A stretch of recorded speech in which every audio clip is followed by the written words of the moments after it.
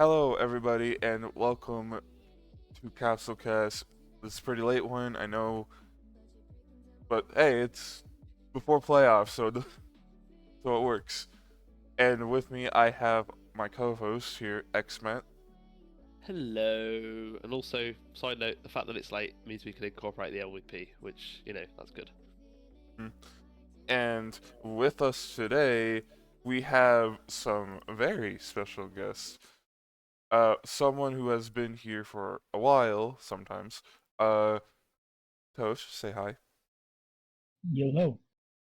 And some new faces around for this season. We have Enemy, coach of hybrids. Yeah, getting that right. Yes, the real coach of hybrids. we have Donut, coach of androids and staff member, along with Enemy. Hello. How you doing? Wow, just take away my title. He's not the only special one. Toshiro, not No, Tosh, you've been on a lot, so I don't need to say it. And HeyRyanLet'sPlay, coach of muscle and person that does the stats. Okay, also lead conspirator on everything in League. Commentator. And couple-time champion. I am all of those things and more. Hi, everyone. Yes, stats, coach, conspirator, current reigning champion. You know, I'm a. We can skip over that last part. Ladies. Yeah. We can Wait, skip over the that last last part. Hold up. Yeah. Yes. Hey. But I guess since this is quite a big one we have here, shall we get going? Yeah, on your favourite match, that's one Destiny. You've been looking forward to talking about this one. Let's hop into it. Alrighty, well, we have match one of Muscle and Cinema. This started off with a relatively even match for, at least I will say, because Jane missing health bar. Yeah, he does have the Some, old demonic bargain. So some things of note about this match is Fasha, 6K. Yep. Lovely, And loved it. 13, my god, was he boosted? Yeah, was he boosted? And In a Broly, good way. Yep. and Broly was missing his blue Patara. And did not well at all. I don't know if That was just because of that, take on our part. Hey, yeah. you know, at least be glad it was Broly and not anyone else. Yeah. You didn't need him. No, I think you need to forget about 13 and saying about who's boosted. Let's talk about the real carry of the match, King Cold. No, I would argue maybe more so like Bojack than King Cold, but King Honestly, Cold had it the was- highest damage. Honestly, it was did both. he really? I don't remember my stats. I mean, to I be saw a fair, big fat 61k on King Cold, so to be fair, it was both of them, to be honest, because they were both doing consistent damage while tagging like fucking monsters. plus we got to see a King Exactly. Cold ult though, so that's all I'm saying. If you get to see a King Yes, Cold ult, you need to get an MVP for that straight away. Yep. Love That's that. right to see. It was actually I have to back up that Bojack statement because Janemba for half a second there was getting a lead onto King Cold. Then King Cold tagged straight into Bojack, who just did Grand Smasher and finished off Janemba. Kind of shifting the tides of that match, right? Into Bojack versus Dwella Jr. And while Dwella Jr. was able to match up with a little bit of B2, Bojack and King Cold and 13 were able to whittle him away and able to command the lead at that point. So. I'm glad Jane NBA did good though, man. I'm glad with the right bargain. That was pretty awesome to see. He literally like pretty much went even with Cold, you know. So, and it's too bad he kept missing his B2s because he would probably would have won by a good margin if he actually followed up properly. Yeah, there was there was that one where like he'd throw, which I believe Janemba has that tail slam one. Yep. Yeah. Which caused Cold to like hit the ground, bounce up, and then because he bounced up, Janemba threw out a Hellgate or whatever, but Exactly. Yep. he fell down immediately, and so the Hellgate just completely missed. I mean, it was a good like AI play, but in terms of like the kit, it wasn't the best. But I mean, yeah, Janemba, doing 35k on 30 health, like that's always a good thing. Is you're doing more health or more damage than you have health. So Yeah. Hmm. Yeah. Easily, I think easily the big red alert problem child now is Fasha, right? Because Fasha used to run the league in older historical seasons, and not so much this week. And that is, you can put no muscle for shutting her down, but also there's obviously some problems with potential build AIs, which Cinema I believe is now eliminated from the season. So Hmm. I would presume that would be one of the first That's fixes would be Fasha. that is something we are looking at. She's not at the top of the priority list because we have 2 other characters that are also being problem children right now. So For sure, yeah.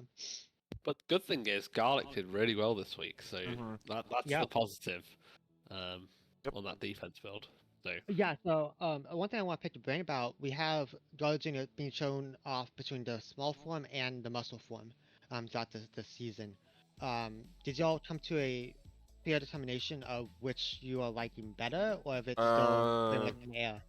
it at least according to at least to my team, it is mostly small form that people want to see. Mhm. I know certain people on other teams would really like to see me try big form. And while I do want to, its small form has just been performing better. Yeah. Over the course of seasons, so yeah. So obviously the melee is weak but fast, right? That's kind of the nature of it. But the B2s I believe are much more effective on the small form. Yeah. So I was about to spam. So. I mean, I love big form going to work. Honestly, just like he keeps trying to grab spam me a lot. And it's so slow that when he tries to do it, like he has to have power bot or something, or else he just gets hit out of it and just gets comboed out of it, which kind of sucks. Yeah, very similar to like Sin Shenron, right? So. Yeah. Is there a like with cinema being in the off season, and I know a couple of tests have already come out. I know like in the last couple of weeks of the main season, you guys were like putting Broly's rings on Garlic to prevent him from transforming. Is there a plan like for cinema to test the small form but with the transformation potential, or are you thinking that maybe as of like right now, maybe for next year, Garlic might get the limiter and maybe Fasha becomes a bit available to transform? Well, okay, so I'm pretty sure there's, at least to me, I'm pretty sure we will test him transforming at some point. Right now is just, let's just see what he can do with the limiter on the new build we have him on. And specifically for the Fasha transforming, yeah, good luck with that. She's not. She needs a night map, and yeah, no thanks. Surely, if you're on Hell though, most of the time that won't be an issue. Most of the time, yeah. That or just give her. I know it's speed too, but like the only thing I can think of is focus shot. It lowers the rate of her B1 stocks, the blast box. So. That's also assuming you have Fasha next season. Yeah, I was like, or we might not have her. No one else can deal with her. Yeah. I kind of want to shift over to Muscle quick. I want to talk about them a little bit. They are now in the playoffs. They squeaked into the playoffs. It was a little dicey on if they would make it for part of that season in the back half. They need a couple things to go really wrong for them. One, dropping the game, but I think they need Namek to win for them to be knocked out. Something like that needed to happen. But they got in. I believe they are now facing up against Royals in the 10 versus 7 matchup in the playoff bracket. So Ryan, since you're the head coach, I'm gonna drop to you. What do you think of your Royals opponent in match 1 here? I will say nothing of anything that we are planning because that is still another week out. No, of course. Yep. It's going to be a hard fight. So it's the two. Since the reiteration, it's the two champions fighting each other in match number 3 in the first round. So I mean that's always going to be fun. Oh. But like Royals, like they fixed Deborah this year. Their weakest character is their free agent of Baby Vegeta, who is at 39k. So he's essentially doing a character. So their weakest character is doing a character. So it's going to be a very hard fight, especially with I believe I don't remember when Royals and me fought during the main season, but I think King Vegeta like really shut us down. So it was a bit of a problem. So like I'm worried, but my team does better on a 5v5. Yeah, it's the muscle playoff effect. Yes. Yes. I'm curious. It's obviously Broly is like the biggest concern. Are you happy with everyone else, or is it just Broly? Muscle Trunks for being a new form. He ended the main season at 37k. Can't complain about that. King Cold started really well, then he kind of like tapered off, but he ended just under 40k at like 39.8. 13 is being 13. Bojack is doing really well. So really, like the main concern for the team would be Broly. Yeah. Okay. Let's see what you come up with and cook up for the 5v5. Oh, I don't know. We might use Broly, but back in my day, we didn't have a Broly. We ended up having, a Goku. Yeah. I'm just thinking about Garlic wasn't working for what I remember last season. You managed to get him to work in playoffs, so maybe you could cook something up for Broly. You never know. Maybe. I don't remember how Garlic did last year on our team. I got that playoff magic. Y'all did bullshit. That's what y'all did last season. I was like, it's always very interesting to like cook something up, right, or try to do something really new because you have no data essentially, or almost relatively no data. So you have testing, maybe you have some testing from preseason or from off season, but or from that's previous seasons. Yeah, but that could be different difficulties. That could be different lineups. That could be different maps that affect things, right? So many different variables, and it's very much a gamble, right? Which is why most people shy away from it. But if you can make it work, if it pays off, right? It's like, I think we started like 19 one week, right? And we never done it before, but paid off that week. For whatever reason, the matchup worked. It did really well that week too. Yeah, I think we did it first time and it's like Supreme Kai or something one week. And it's like we didn't have any data on it, but we just did it. But that doesn't happen. That's a once in a blue moon, right? Most times it falls flat and you're not fighting a 4v5 and it's kind of rough. But if your 4 is that solid, then it just will be fine. And as I said, the main problem point is just Broly, which is a weird thing to say, but it used to have 13, used to have Bojack, King Cold looked really solid last week, so I think you'll have a pretty decent shot at making it past the round. I mean, Royals have, like, I'm looking through the history of elites right now. Royals have elited against us twice since the reiteration. But granted, last season, I got elited against twice by Earth Defenders in playoffs, and yet still somehow made it through. Yeah. I have a bone to pick with you, by the way, Ryan. We agreed. You said you was going to give me an elite because I had no elites. You handed out elites like they're hotcakes, so you didn't give me one. Well, I'm sorry. I needed to get through because we got some conspiracies to do. So yeah. Okay, so has everyone said their piece? Yes, sir. Yes, Yeah. sir. Yep. Alright, guys. Moving on to match 2 here. We have Grand Tour versus Androids. And at least from what I can remember about this match, I thought 16 was going to go Elite on GT again, like he did last year. And, what was it? I think one of the main highlights about the match, well, not really a highlight, but Baby was not really doing anything. No, baby kind of was a baby. Baby was a baby. Good. But, That and I felt bad for Sin Shimmer because the match got started on the wrong map at first, and he it was looked doing like he well. was actually he was actually using Blazing Storm his right B2, and it was just Yeah. like, and as soon as you swap, he was like, yeah, no, trap shooter. It was like, Yeah, he was up something's a wrong. boy at the time he had to remake.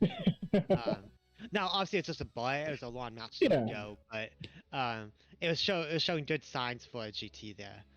So it's a little unfortunate, but mistakes happen. We're all human. So no, I'm gonna bounce off that baby comment, and yeah, I was kind of surprised at how poor he did, and it wasn't actually how I thought it would play out. Historically, we always lead 16 against GT because they don't have an answer.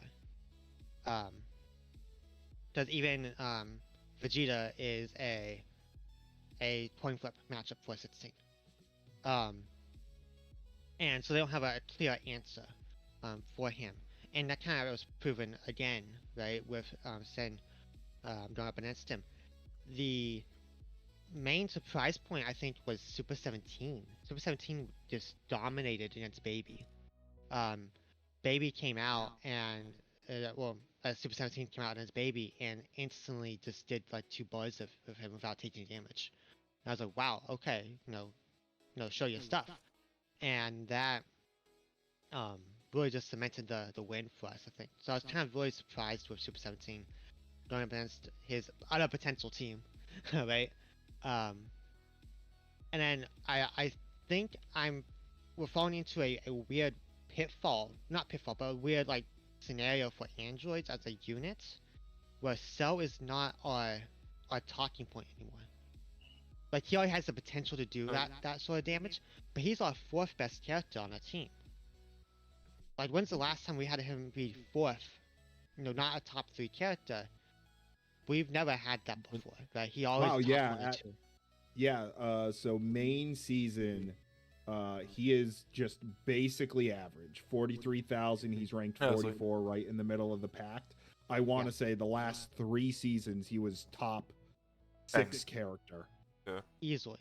Yeah. But, and I think for Cyber Tao, on alone, it's actually kind of performed a weird sort of fits for us in these later weeks, where Super 17 last year we'd have him on that ult build, so he'd come in ult and then do nothing, right?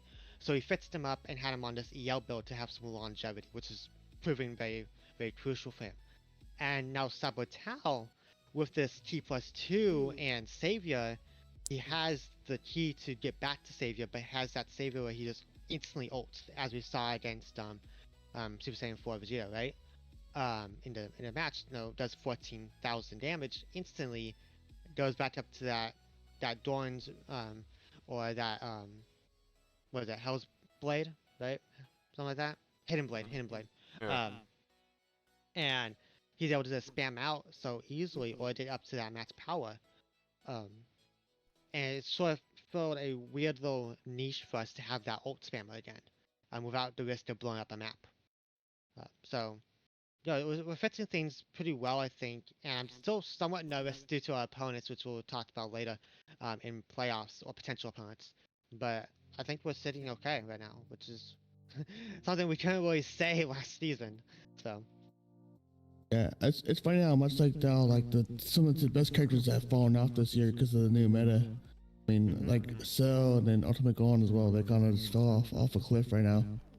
Yeah. So we have a big unique array of people in here, from various teams. So when y'all say meta, what do y'all think about when you say meta in terms of this league? As of right now.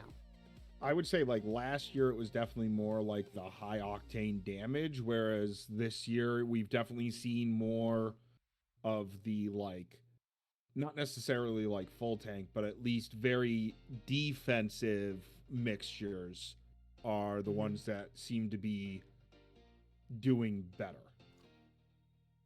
Okay. Do you shot that up to new pataras, or just people just trying out different builds, or because like a lot of new pataras we had like focus shot, broken low, like those are more damage oriented pataras. So it's interesting how it was turned into a defensive meta. Oh yeah, it's because I think because the Omen and key control actually really fixed that. Like have them more defensive so they can dodge more.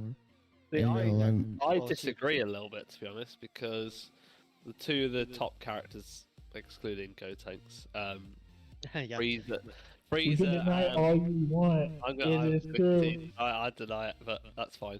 Frieza and Raccoon were both on like mass damage builds, like that. The two of the top, obviously Kid Trunks was there as well, but Kid Trunks was on his key spam. But that like two of the highest damage characters were on attack 2. For me, it's melee is the main like what I would call the meta, because spam builds generally are harder to sort of build for, because you've got to have the right kit, obviously, but just generally getting an AI to spam is a lot harder than getting them to just punch. So that's what I would say is the meta. I still feel like it is the meta, but yeah, that's what I would say, to be honest, just based on what you put there. Well, I mean, I feel like with the Marinatics, it's more like right now it's all like super offensive kind of. I feel like going out right now because we're getting so many offensive new Pataros coming in. You know what I mean? And I feel like we're like it's kind of the point where like it's you to like you go super offensive and you try to like do a lot of damage, and cause we don't have a lot of health anymore, so everyone kind of dies kind of fast. Because another character I completely forgot to mention as well is Kid Buu, and he's on attack 2 as well. So that's just another credence. That change is very scary because I don't think Buu Saga or Buu Gens back then, like they used to have him run him like on key. I think a lot more than super. I don't think they really ever had him on super. They had him on super when they were doing the super +3 Ultra Divine Water build. Okay. So then outside of that, like, he didn't really, like, he did his, I think, a good amount of damage and everything, but it wasn't, like, always consistent, because if I recall, they used to switch him back to defense, and he would just work out like that, on defense, like, 3 or whatever it was, defense 3 or defense 2. No, I think either both Majin Buu and Evil Buu were on the defense characters, not Kid Buu. I remember one or 2 seasons, he got swapped to like defense +3 or something like that because he just wasn't like it wasn't panning out. Yeah, probably. I guess since I haven't said my piece about the meta yet, I kind of agree with Xmat a little bit, but not. I don't think pure melee is the meta right now. I think it's you give someone like a melee Patara, like a melee blue, and then you mix both melee and spam on them. Just you give defense who you're not so good characters, and then you give you basically just go all out on both melee and spam on a couple characters. But mostly it's just like that mixture of melee and spam on characters is what I'm seeing doing really well, unless you're called 13. I think it's key right now. It's the most important factor.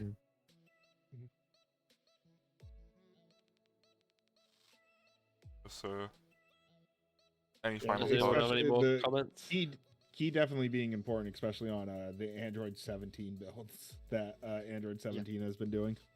Definitely, yeah, T control and Super +2. That's the T control negates the T-1, right? So, it is awesome to have this almost permanent key right? To get essentially a 7 to 12k B2 depending on which one he throws out, right? Which is insane to think about, to have that just on hand whenever you need. But he does them.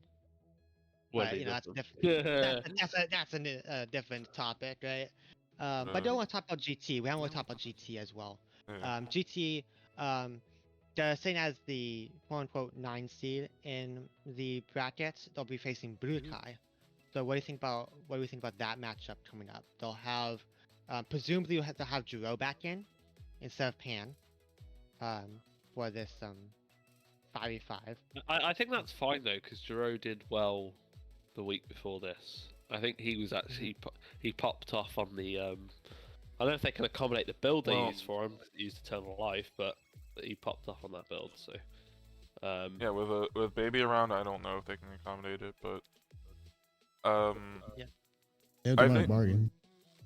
I mean, yeah, but they don't have. I don't think they've run that on Jiro. But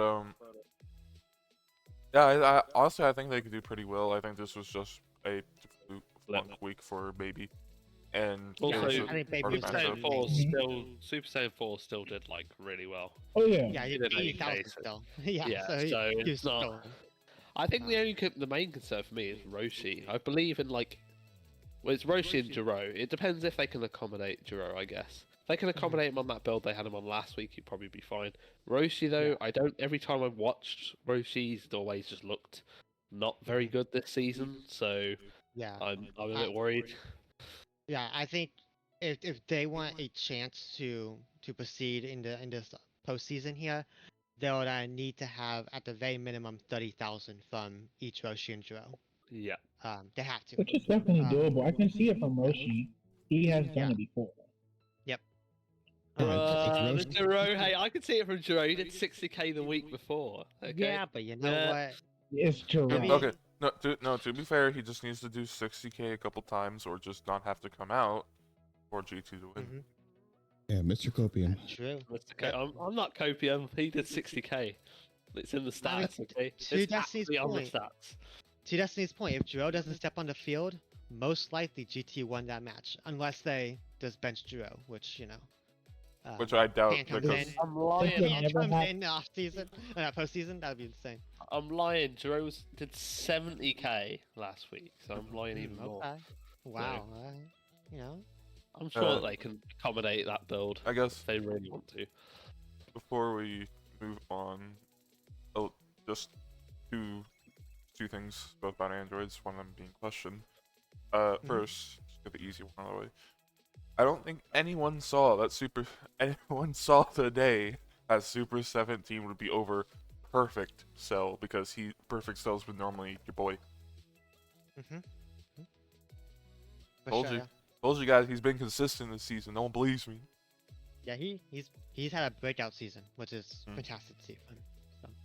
And then since you're the coach, and we've mostly been talking with Anthony, I want to get your idea, or at least what your thought process behind the 16 build was, because he basically is almost a defense +3 character with no attack minus because of his innate defense. Yeah, so we did a couple things with 16. One, we changed the build to defense, and I think that was mainly because we were gonna try out some attack +2 shenanigans with Cell, which then meant that 16 had to change a little bit. Now we didn't change the attack +1. I think we had someone else try attack +1. I don't know what week it was, but we saw that we did a defense build for him 1 week, and he did really well that week. We're like, okay, there's some promise here. Let's see how it goes. And so next couple weeks, they kept on performing the same consistency-wise. But okay, well, we have a tank player then, right? We don't need to worry about having that sort of that hole in our comp essentially. So I think the part of it was we wanted to have a character sort of like Sin Shenron, who had a defense, or Tian, who had that defense historically, right? These like tankier characters that will still do consistent damage but don't just die easily, right?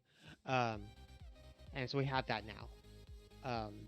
The other part of it was that we changed the AI from Trunks AI to Boo AI, and we actually talked about that and said, well, we'll try it 1 week, and it happened to coincide with the defense build, and we liked the tendencies we got from it. And we tried Boo AI many a times in off season, so it's not a new AI by any means, but it's new for the season. So I think mainly we did it for the comp wise, just to have more well-rounded. I mean, hey, it's working out, and while he's not on attack too, he's still pumping out that damage because it's 16. Yeah, I think Malachi ran the numbers on it. He gets a 27% damage decrease taken on his final buy, which allows him to live some ults at that stage. So, which is pretty good, we'll take that. Just with that, are we all ready to move on? Yep. Alrighty. Moving on, we have Dosh's favorite match. Match 3, Boo Saga and Rugrats. And I'll say this was a incredibly close match. Without Boo Saga having Kid Boo in their star player. It definitely was a big sort of hindrance on them because we know how good he is. But I have to say though, like I'm glad that they got Ultimate or Buhan or it is to work really well. I'm glad they actually got him. Like I know like I'm glad like I mentioned it earlier that they should try it, and I'm glad they actually got it working and stuff. I'm kind of happy they got Buhan to or was it Super Boo to work like as Ultimate, I think for me, Soul Jr. doing as well against Buhan, like basically going even with him, was a big surprise at the start of the match. That was kind of mad to me. I thought Buhan might take it away, but I think him keeping it even, pretty much before Buhan tagged, was pretty key in this match. Okay. Next match, you do have to consider the big size difference between Buhan and Cell Jr. I think half of Buhan's stuff just wasn't hitting Cell Jr. because of his size. Yeah. That is true. But since we have the man here, Tosh, you want to talk about your match? Sure. Yeah, Cell Jr. basically fighting against Wuhan. I was not expecting it to go that well. When we went into this week, it was kind of like whatever, we are confirmed and all. Of course, we will have our 3 strongest in there, being Goten, Trunks, and Aurelie. And it was like, well, let's just try to see how fusions work against them, get more data, but also mainly try to what is it? Because when we have these different fusion builds, excuse me, whether it's the defense +5 Gotenks build or the offensive build, we change on who we start because depending on who starts is how, of course, the AI runs and everything. And for the defense one, Trunks runs it better. So, and I'm pretty, it will be Chaozu AI on that one. And then on the offensive build, usually Piccolo AI actually runs that better. So we usually have Goten run it. But it was like, let's just throw it out there, see how it works out. And we wanted to see how Trunks actually did with the fusion, starting the fusion instead. So it kind of like damage-wise, like stat-wise, it looks like it like worked out a bit, but performance-wise, I honestly thought that Gotenks did a lot less. I feel like he definitely struggled a lot. Like I said, going back to Soul Jr., glad he did well. Unfortunately, he literally got hit by 3 Super Kamehamehas in a row. 2 by Buhan, 1 from Vegito, and Aurelie being our savior in that match, basically bringing it back for us. Originally, we were thinking about starting her against them, but then we really, at least my thought behind it was, I really wanted to keep someone strong in the back just in case Gotenks didn't pan out too well. So that was the case there. And hey, it just worked out for us. So I can't complain at all.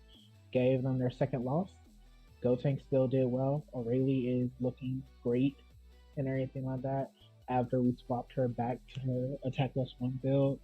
So I'm glad we did that a few weeks ago. And we got to see more testing for Cell Jr., at least with EL. So, like, that's a potential, like, to see how he does. But it was only one match. In fairness, that would be one of the harder matchups he would have to go against, though. So, it's certainly nice to see that he can work on that build. Oh yeah. The thing is that I think Blue Saga usually struggled against fusions. At least when I think we used against them a few times in the past seasons. When you would, they would struggle insanely. But we haven't. But do remember that this lineup you guys went against is essentially Blue Saga's weakest lineup this year. Yeah, roughly. It's kind of hard to determine that when you have a lot of their characters just. Hard to determine that when your LVP was 40k. Yeah. Sorry, go ahead, Donut. Oh no, I was disagreeing with the weakest lineup potential. Have any thoughts on this match, Donut, in particular? Boo Saga finally receiving their second loss. Yeah, I'm kind of surprised due to how the nature of going to it was a little bit of a comeback. Brought to you by Aurelie, love to see that. I don't think it really tells us too much about either team though. Boo Saga will still be a threat in the playoffs. Rugrats will still be a threat in the playoffs. I don't think anyone had any different thoughts of that prior to this match. It's nice that Rugrats took the win. I think that helped a little bit with seeding, if I'm correct.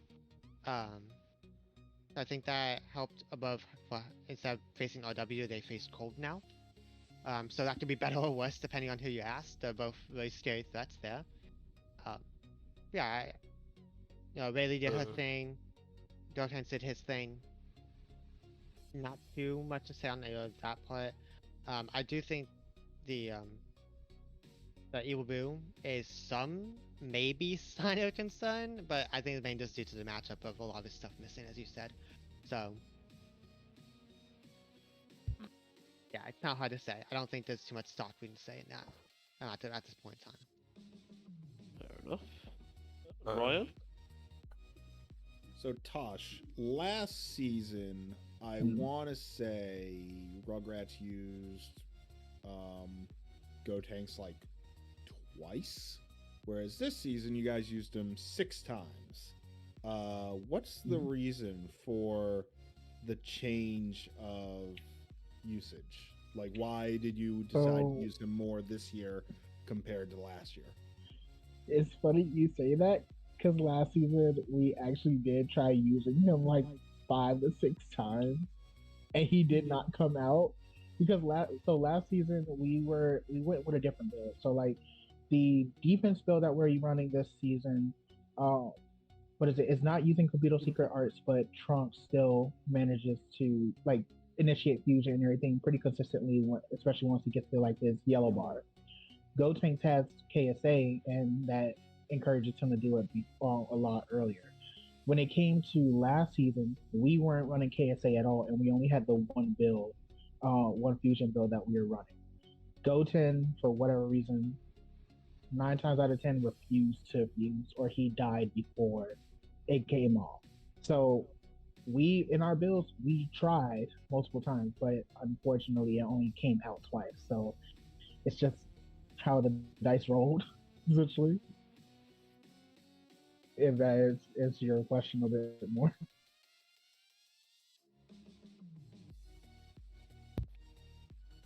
So basically, you wanted to use Gotenks 6 times last season, but you didn't get the opportunity to effectively. Nope.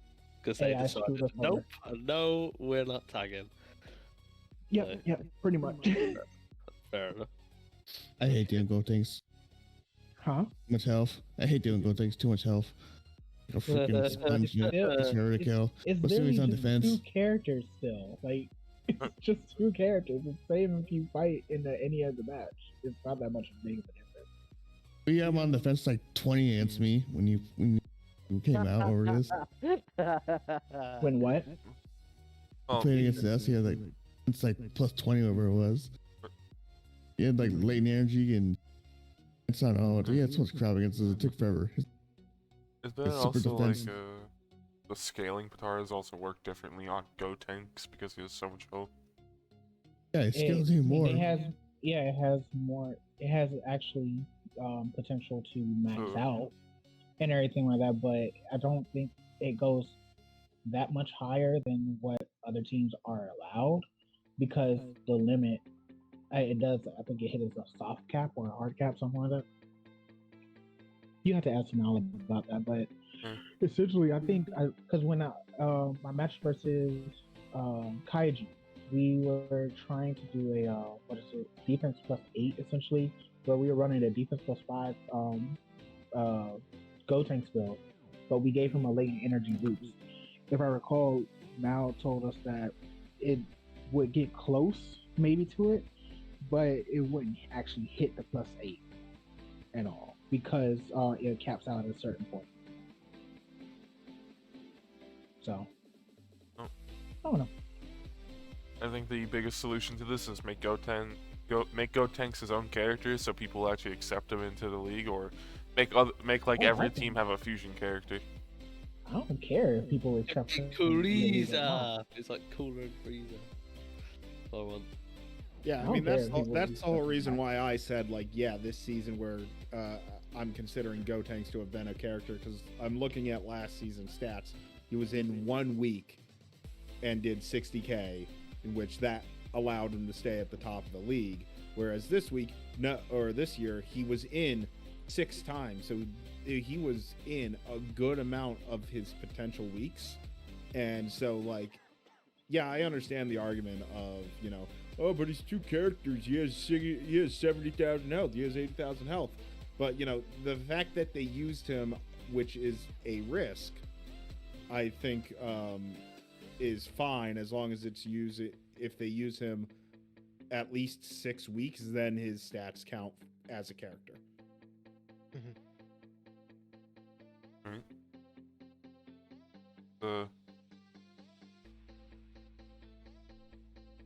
Is that everything said on this match? Yeah. Or do you have anything else to say? No. Okay, cool. No, that's not for me. We'll get moving on then. Alright, moving on, we have match number 4, I'm pretty sure. Yeah, 4. We have Earth Defenders versus Kaiju, and you know what? Xmat, you take this one away. You want me to take it away? Yeah. I'll take it away by saying that, as I said on last week's cast, never underestimate Krillin. Because everyone said last week Bardock was gonna. He's so good. He'll go through Krillin. He'll go through half of ED, and then the rest of Kaiju will finish ED off. And I just didn't believe it. Krillin's too consistent. He's too good. So Krillin actually managed to beat Bardock, which to be honest, that surprised me a little bit. I thought it would be maybe Bardock would win and someone else would come in and finish him off, but no, Krillin beat Bardock. And then it ended up being the Battle of the Vegetas, Scouter versus Mid, which Mid Vegeta kind of, proved his dominance really and owned Scouter. Scouter didn't really do much. Then we had Kid Goku coming in for, I think, maybe the 2nd time this season. I don't think, or it might be 3, but I don't know how many times he's been in, but he's come in pretty late in the season for Kaiju, and to be honest, he was pretty much there carry this match. He did 61,000 damage. The only one that gets kind of near to him was Oob doing 49. So very good from him. Pretty good for Kaiju going into the playoffs with him coming in potentially. Maybe for Scouter, who's not really been great this season. And yeah, I mean, in the end, ED do manage to get the win because, they have some really strong characters. And Vegeta finishes the match off, but Kid Goku, with a valiant last effort, tries to bring it back for Kaiju. So, To answer your Post. question, this was Kid Goku's second appearance. So I was right. There you go. Do you know what? Since you said that, do you want to, lead the way, Ryan? Do you want to say your thoughts on this match? Like, the match overall, like, it didn't really mean anything. Well, actually, no, it did mean something. Earth Defenders definitely got North Kai. Yeah. Well, Earth Defenders needed the win in order to get the bye week, or no, because GT had already lost. Then it didn't matter. But Kaiju already had the bye week, so they were definitely like in a sort of testing mode, with like throwing Kid Goku back in just to see if he could replace potentially, I don't know who he would even replace. It's Scour, I would think. Oh yeah, no, Scouter's not even hitting 30k. Slug, even though having a fodder award, is still averaging 50 or 43. Yeah, that's just weird that they. That's just weird that they put elite, him for Scouter then. I'm fairly certain Slug got an elite as well as the fodder, like within 3 weeks of fucking each other. Slug does not have an elite this season. Oh, maybe he had like a. But Bardock's Kaiju's only elites this season. Yeah, Bardock double deleted 2 weeks in a row. But yeah, so like Kaiju was definitely like doing some experimenting with having Kid Goku in, and maybe that Kid Goku build is gonna do something. Like, he ended up taking an ult from Nam. He ended up doing his own ult, which did like 16k, which I was not expecting it to do that much. There was a nice like beam clash that we always love to see between the two Vegetas. But yeah, I mean, other than that, like Kaiju is definitely in like a testing mode for preparing for the upcoming matches, which they're either fighting Resurrected Warriors or hybrids. Earth Defenders are going to fight Royals or me, but we can talk more about that later. Yeah. People underestimate the power of Krillin, man. Like, his combos are so crazy. Like, they can spam jab, and like it goes up to like plus 20 combo. I remember a certain match that I think it ended up getting canned because like a build was wrong, but I think it was against you enemy actually, where Krillin broke the combo record or something. He went through he did like 50 hit combo and then it got cancelled because there was a wrong build, which was unfortunate, but that was crazy. Yeah, Krillin can be crazy, to be honest. Yeah. I think he did twice against I think he did plus 20 combo against us, and then it was the wrong map over, wrong build, and he had to redo it, and he did it again. he's a little like what Macho call him a little bulldog. I mean, people underestimate him, but I mean, he's really good at the character. They're both good characters. Bardock and Krillin are both really good characters. So, but I mean, in Melee, I think Krillin does have the advantage because, like I said, he can just spam combos forever. Like, no one else can do that. And make good use of it. Yeah, he definitely has. I mean, he lacks in B2 department, but Krillin, he makes up for it in the melee. And it's quite surprising, really, because he has an 8 defense bonus. So when they run him on the build they have him on, he's at a neutral defense. He's effectively what Broly was on this week. Just like, he basically doesn't have a blue, effectively. So that's kind of crazy with Krillin, but yeah. Donut, I think you've talked about the match. Have you any thoughts, maybe? Against your mortal rivals Kaiju that you always end up beating with yourself. Always end up facing. We won't be able to face them until the finals this year, if that happens, which would be a crazy timeline. But no, not too many thoughts regarding this. I think Earth Defenders is really, really scary, for sure. Krillin, breakout season for him.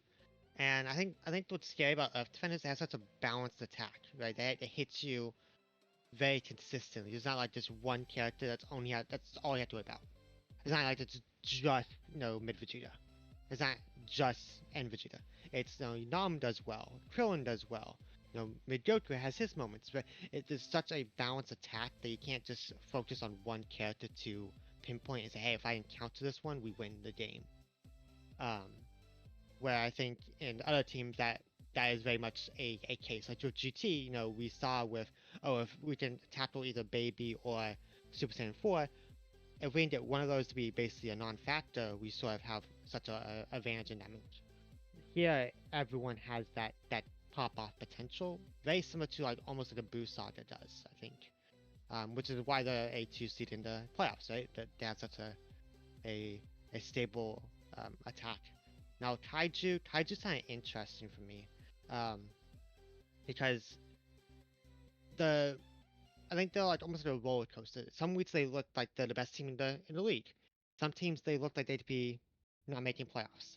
It's really up and down for me. I think when I watch them, it's almost like when I watch them, I don't think they're going to be as strong as they are, but I get very pleasantly surprised. I'm like, oh, Bardock's actually doing something this week, or oh, Nappa does well, fantastic, right? Or oh, Kid Goku has a moment, and I don't have that same faith in them to get a deep run in the playoffs this year, as I would with ED. I think both these teams have a bye week though, actually, due to how the divisions lined up, where Kaiju won their division and ED won theirs. So Kaiju did the winner of RW and Hybrids, and ED gets the winner of Royals and Muscle. And me personally, I think both RW and Hybrids has a good matchup against Kaiju. Just from lineup stance. So I kind of worries me for Kaiju going forward, but I do think Earth Defenders, I think, is the favorite in the bracket for me. Yeah, that's fair enough. I do think a lot of, at least from what I've seen, there was obviously the fact that Kaiju have been in for a while and they've done a bit of testing, so maybe that factors into it and makes them look a bit weaker. But yeah, a lot of what I've seen is Scout over Geo has been a massive struggle. So I think if they can accommodate Kid Goku and they bring Slug back in, I think they'll probably look stronger in playoffs. Yeah, especially with if they get Nappa back, because he's on the same build as last season, but he's not done He's as well. been struggling with that. We know that Nappa and Slug are very consistent characters, right? Mm-hmm. They're gonna do their damage. So to have that stability would be very helpful for people like for Bardock to kind of pop off a little bit, right? And Oob as well, right? So if they can get those in and make sure they're stable, they have a decent chance of advancing to that semifinals. Yeah. That's since they have home map. They have home map advantage, right? So that could be beneficial or a hindrance depending on the opponents, which will be to be determined. Yeah, to be determined. Speaking of their opponents, enemy, you could be facing Kaiju potentially. Do you have any thoughts on Kaiju and that potential matchup? Like, are you a bit concerned about going against them, and does this match make your fears any worse or better? I guess. Well, to be honest, I think it's one step at a time for us. We're obviously worried about our first matchup, and before we get the Kaiju. But I think if we do place against Kaiju, I think we have possibly a decent matchup. I think Bardock for Ultimate would be interesting. I think that probably starting the starters, and then I think we do have some good advantage against chest farming if they against monkeys, because we do have a lot of stuff that can break through power bodies, and so I'm not really, I think we have a favorable matchup against them if we did face against them. And like I said, we have Team Go on, usually kind of just goes through a lot of those guys and Masenko and stuff like that, and can really kill people really fast. And I said if Ultimate Go on beats Bardock somehow, and then they can definitely and he already tags him and comes back in, it definitely dares us at the end of that matchup when they transform. If they transform. Okay, interesting. I just wanted to get your thoughts because you might face them potentially in a couple of weeks. So, is that everyone's piece on the match? Does anyone have anything else to say? I don't. Yep, I'm good. No. Wait, okay. Want to move on to the next match then? Which our enemy loves this next match. I know. Alright, well. Moving on, we have next match here of Sentai Squad versus Hybrids.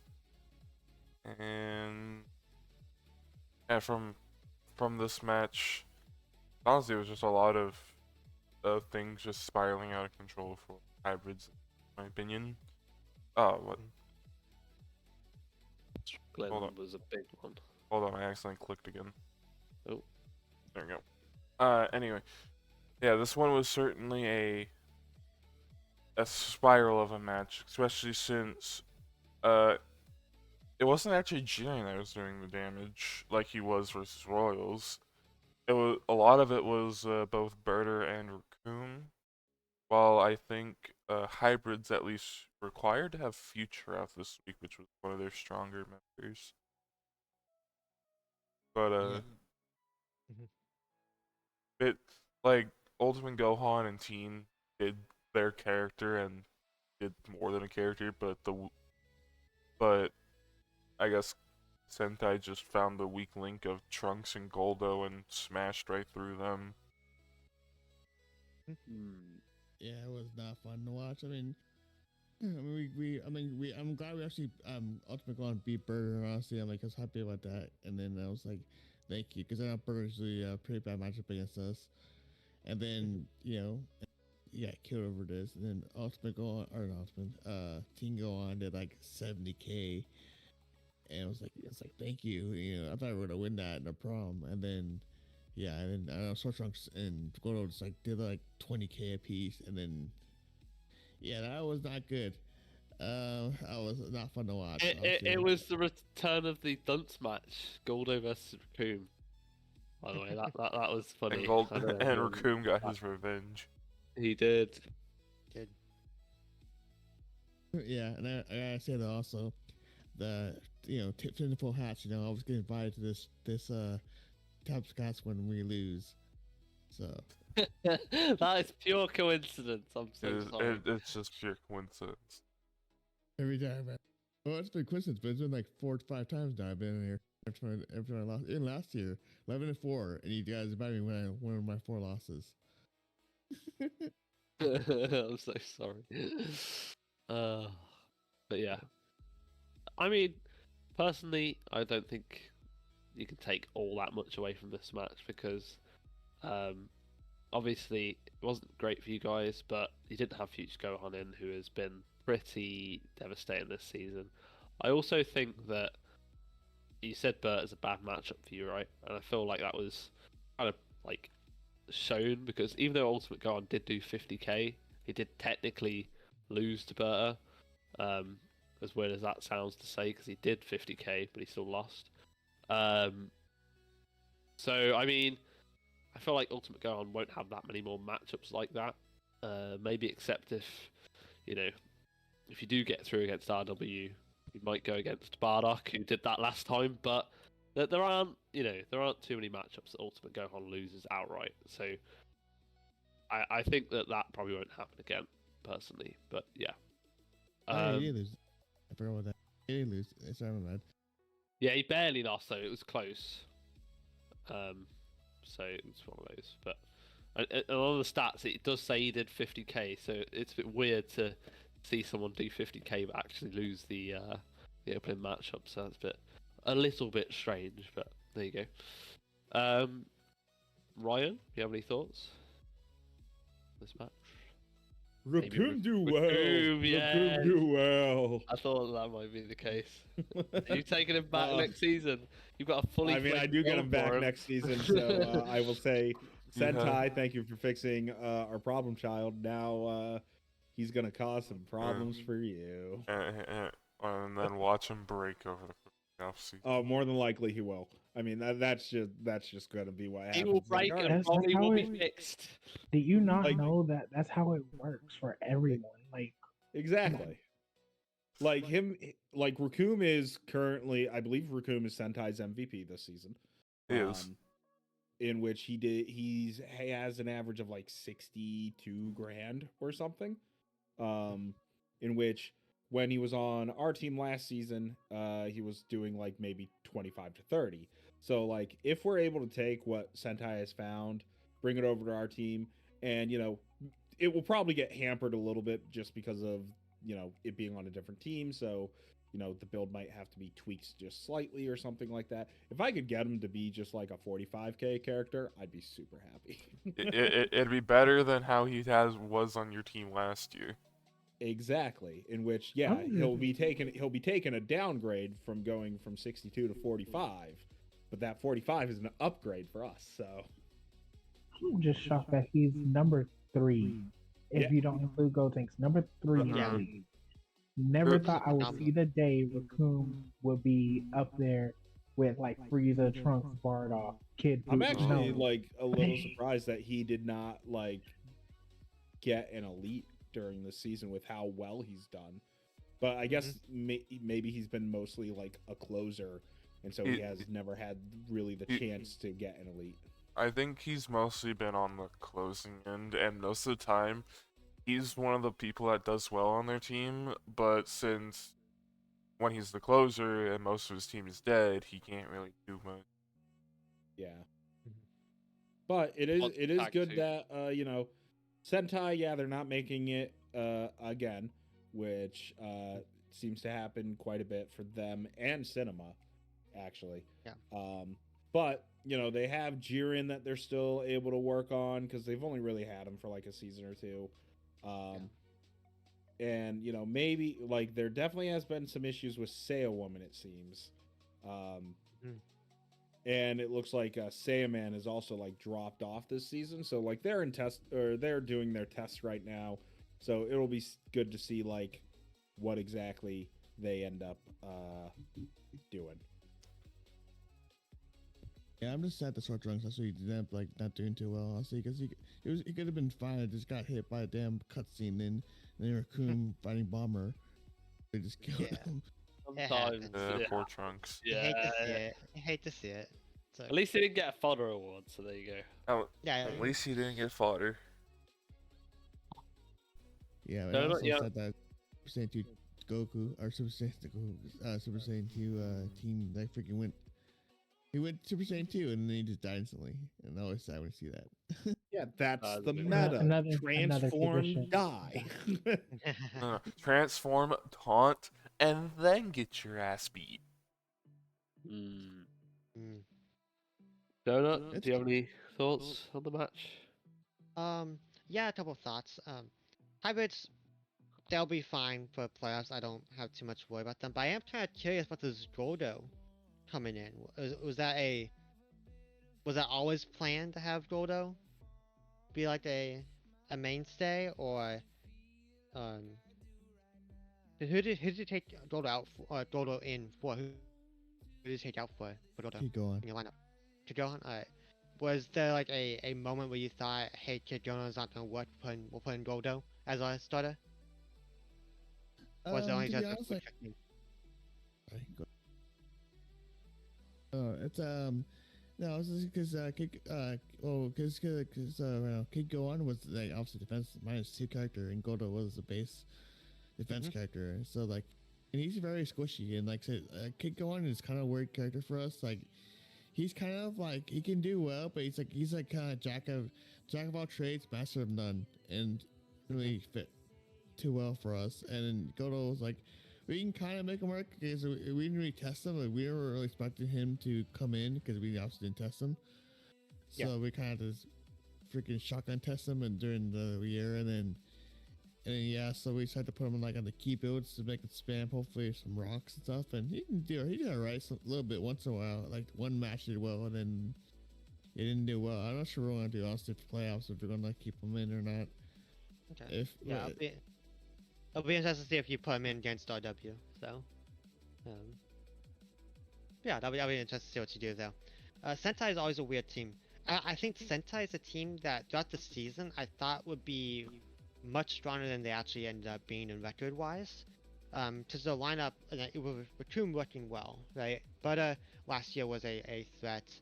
Jiren historically has been, and in personal staff testing has been a threat. And Say a Woman was Say a Woman an All-Star last year, right? I think it was either Yeah. say a woman or say a man. I think it was say a man. Maybe. It was one of the two. It was Say one of one the made it in pairs. 2020. She made Yeah. it in 2020, but Okay, yeah, I know one of them made it at least. So they have the parts, right, to have an not easily, but say to have a top 5 team here. But I think it was a thing that Andy brought up, saying that there was never a week until now where they had like back-to-back wins, something like that. Which is just a baffling thing. That could be scheduling, that could be just inconsistency in characters or AIs, whatever it is. But I'll be interested to see what they do in the off season here to kind of short things up and tweak out some of the problem areas. Well, I guess they got great tradesmen becoming their way, so it's gonna be fun. Yeah, then we'll see what they do with it. Yeah, they got Ultimate Go on for Sandman plus Zinni. It might be coming. Yeah, we'll see what happens. So I guess everyone said their piece. yeah. Alrighty. Well, moving on. We have Xmat's favorite match, Cold Yeah. Kingdom versus Budokai. And you know what? We got the man here. Just let him take it away.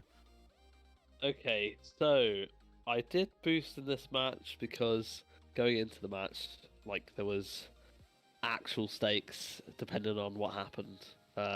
Never turned out that way because I think basically with the androids win, it was all but secure I wasn't going to get the buy. I don't think there was any way I could have actually after androids won. But before that, there was a chance. So there was boosts going on.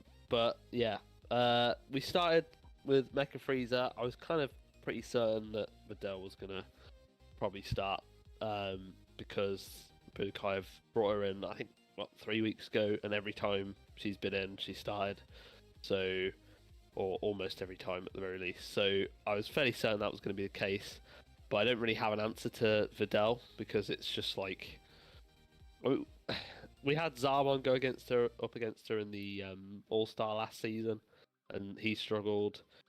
I think Tao might have been the only answer I had, but obviously he had to be benched, so I kind of just took the plunge on Mecha Freezer starting. It didn't work out too great to begin with, but Mecha Freezer managed to tag, so it wasn't too bad. The main thing I want to bring up, I guess, is obviously 100% Freezer did really well again, but mainly Cooler, because we put him on a new build these past few weeks when he's been in. He's on Super +1, and he's actually doing a lot better. He did 70k this week, and I think week 13 he did 50 something. I can't remember exactly what. Oh no, yeah, 57. So he's done pretty well on this new build, so I'm pretty happy with that. Budokai Adult Gohan really scared me for a while because I just thought he would bring it back because he's just such a powerful character. But luckily, Freezer and Cooler kind of like sealed it, especially Cooler with the tags. Like he tagged a lot, which I was quite happy about. Also, I'm pretty sure the graphic is wrong because I'm fairly certain N Goku was in and not Supreme Kai. So in fact, I know would be correct.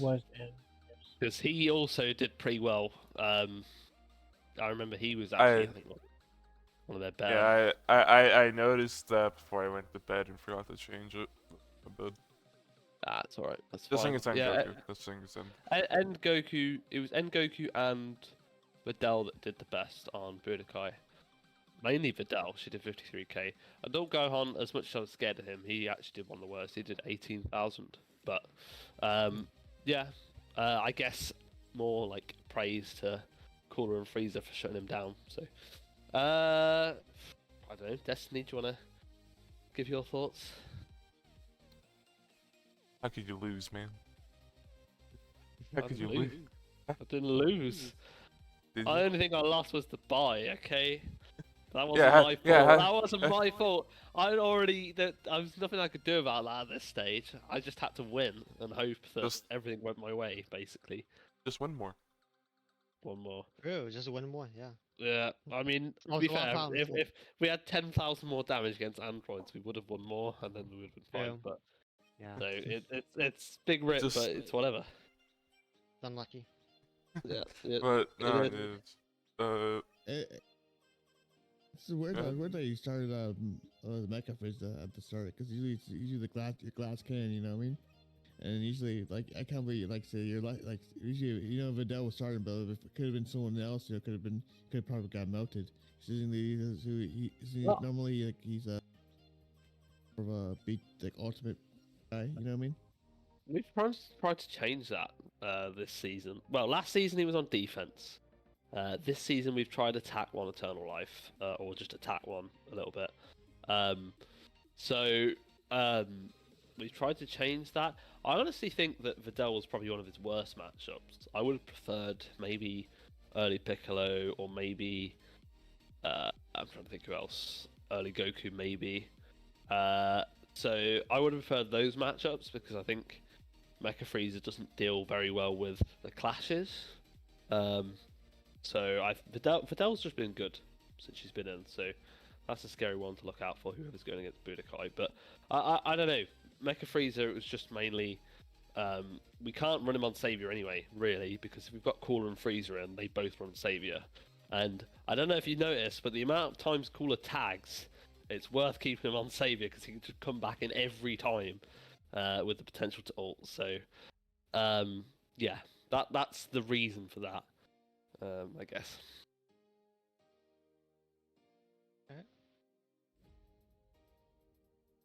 Was he talking Destiny? I feel like I can't remember if you finished. Oh no, Please, I was supposed to on the enemy tag. I mean, honestly, this match was just kind of a decent back and forth a bit there, and also just going to clarify on that on the early Piccolo, early Goku thing. Yeah, you wouldn't have gone against early Goku at all. Have they not started then? What? No, he had to be benched this week. Oh, okay. Well, I think we were talking about Enku. Well, Oh, no. anyone I would have preferred starting. I just basically didn't want him to go against Videl. I knew it was going to happen. Yeah. I will say I'm shocked that Vidal did so well. Mhm. That's what I am shocked about. And I forgot to mention Zarbon didn't touch the field. I forgot to mention that too. I am a bit, because I'm a bit surprised that what was it? Yeah, that Angoku did. Yeah, that Angoku did almost 40k, because I'm pretty sure lately he's been struggling, which is why they put him on the FA bench for Videl for a little bit.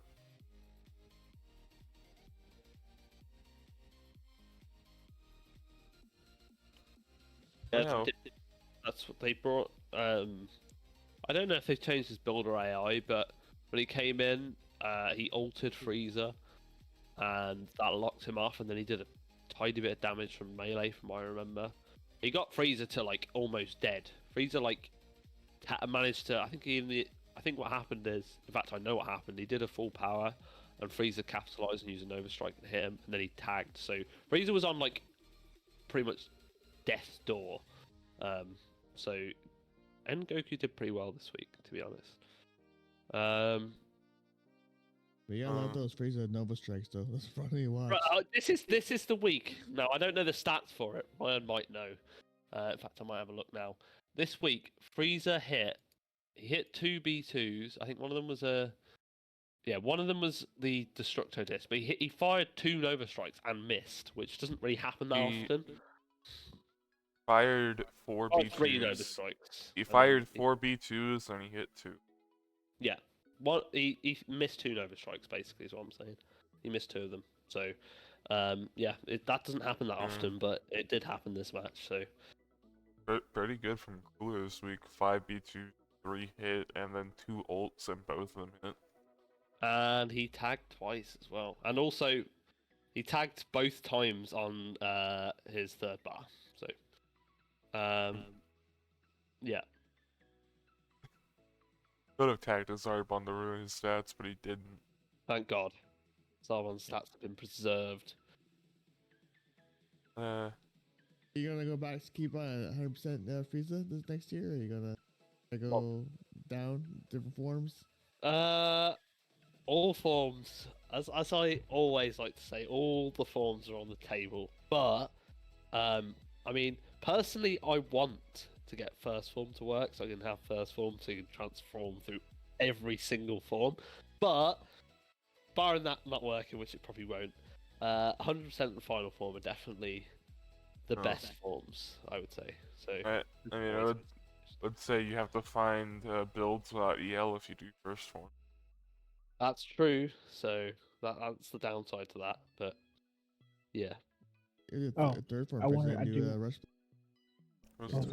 point about freaking one of your characters is Scum. You know, what's his face, Cooler? Try getting his brother killed. Got a self tag and everything. It's not on the stats. I don't see it on. At least I don't see it on stats right now. But Cooler literally tagged as Gohan was about to do a volley and tagged into Mecha, who only had one bar left, and he was trying to kill his brother. By the way, he doesn't like Frieza. Mecha with like 3k at that point did about 15,000 damage. So, and he tried to kill him with an ult as well. He went ham in those last few seconds of his life. But yeah, Cooler just kind of screwed him over there. Really. I mean, hey, he doesn't like his brother. Okay, comes select. Nah, not on. Donut, did you say? I can't remember if you talked about the match or not, but No, I didn't do my thoughts too much on the match. But I don't think I have too much to add on top of it. I think a lot of what I was thinking always been said. So. I think Ryan is Ryan there? I know he had to step away. Yeah, I think he had to step away for a second. Yeah, he's out of the way. That's cool. Do you want to get moving on? I think we should. Yeah. Next we have Royals and RW, and well, this was a match that I really thought was going to go in Royals' favor, and then RW shut the one character I thought was going to do like super well down.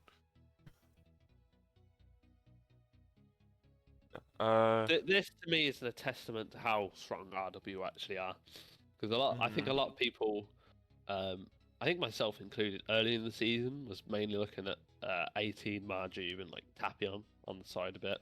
Okay. But Well, this to me, Yamcha and Tian, like. No, actually, you do have to note that this match was purely on the backs of Yamcha and 18. That's true, but that's what I mean. Everyone, myself included, mainly me probably, but I didn't think Yamcha would be this good this season. So fair play to RW. Yeah, what was it? We had Majub and Tien both did around both did around like 14,000. Though the same could be said on Royals. Like they had a couple characters that weren't doing well. To be fair, 18 and Yamcha were going off, but Majin Vegeta not even doing 30k, and then Baby Vegeta not even reaching 7k. Like, Yamcha has always been like decent. I mean, like, I feel like he always spams wolfing this slot. Just hasn't really got a chance to like really make use of it as much as he normally, you know what I mean? This year I think he's got made use of it really more than he did in previous years. He's always kind of a threat. He just never takes advantage of it. You have to know Yamcha was coming off of like a fresh elite. And then over the past seasons, you know what I mean?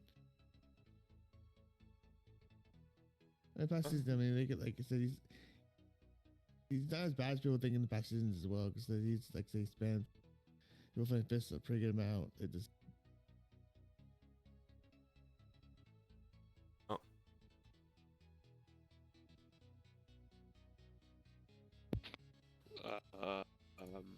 So yeah, I mean, and then if 18 just stayed out a little longer, she probably could have gotten elite. She was almost 90k.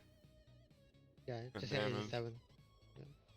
Part of me feels like she's usually decent or like good, but part of me also feels like some of her matches have just been over performances. Honestly, like Interesting. like nothing against RW. Like I said, she's a really good character, a great spammer. But I don't think I ever, and I'm going to check before I shoot myself in the foot here. Uh, but I don't. At least I don't remember her like doing 50K and above, like for like each Consistently? season. Yeah, at least I don't remember Um, that. Um, she may have on. I don't. She may have on Budokai, but at least on RW, like, I don't think she was really that great until this season. Because I think they did have struggles finding what 18 should be on, and well, I guess this season they found it. I take it. Okay, so 2021 she hit 53K. 2022 she did 41. Well, I'm pretty sure she was on she was on Budokai both Budokai. years. Yep, that She's is been correct. Persistence has been bad. Estimator.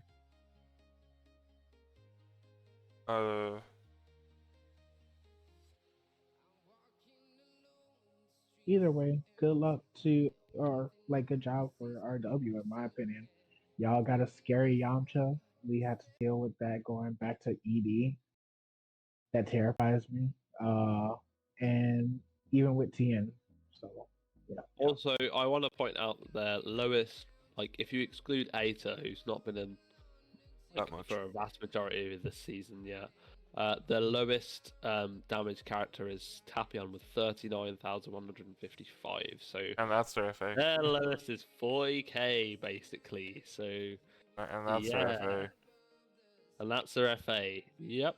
So I'm just gonna say, going into playoffs, they are a very scary team. But A very, very scary spot. Alright, well, Donut, you got anything to say about this match? Yeah, just a quick little thing. I agree with you, Yamcha and 18. If they are able to have this be a constant in the playoffs, they'll go far.